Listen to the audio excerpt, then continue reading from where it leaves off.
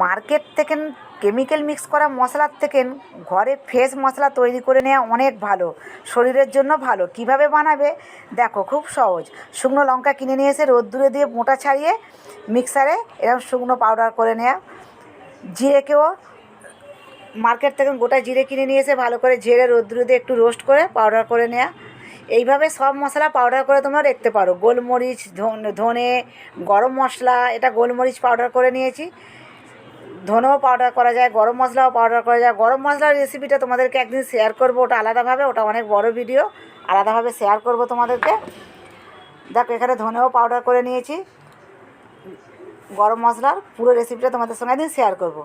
আমার ভিডিওটা তোমাদের যদি ভালো লাগে লাইক কমেন্ট শেয়ার করবে। ইউটিউব থেকে দেখলে পরে আমার চ্যানেলটাকে সাবস্ক্রাইব করে পাশে থাকবে। ফেসবুক থেকে দেখলে পরে আমার পেজটাকে ফলো করবে। পুরো ভিডিওটা সাথে থাকার জন্য থ্যাংক ইউ, ধন্যবাদ। ফিরে আসবো নতুন ভিডিও নিয়ে, ততক্ষণে সকলে ভালো